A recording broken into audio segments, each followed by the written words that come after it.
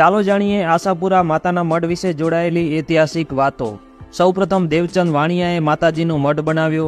આગળ તેના જ વંશજો જામફૂલના કારભારી અજો અને અણગોરે મંદિર બંધાવ્યું। 1819ના ભૂકંપ બાદ સાહુકાર સુંદરજી સોદાગર અને વલ્લભાચાર્ય દ્વારા મંદિરનો જીર્ણોદ્ધાર કરાવેલ।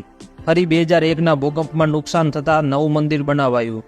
નવરાત્રી પહેલા સોની સમાજના લોકો માતાજીના ઘરેણાની સાફ સફાઈ કરે છે। પહેલાના સમયમાં ભુજથી કચ્છના મહારાવ બળદગાડા દ્વારા આઠમના દિવસે મઢ પહોંચી સવારે ચાચરકુંડમાં સ્નાન કરી જાગરિયાના ડાક સાથે ખાસ ડુંગરમાંથી લવાયેલ વનસ્પતિ માતાજીના ખભે રાખે છે, જેને કચ્છના મહારાવ ચૂંદડી ફેલાવીને ઝીલે છે। મંદિરના મહંત કાપડી સમાજના હોય છે, જેમને કચ્છના મહારાવ કરતાં ઊંચું પદ મળેલ છે।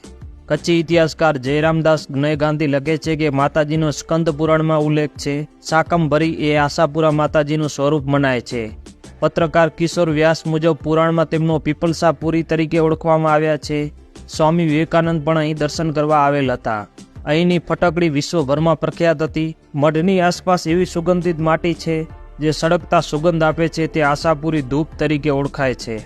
અમારી આ વિશેષ રજૂઆત ગમી હોય તો અમારા પેજને ફોલો કરવા નમ્ર વિનંતી।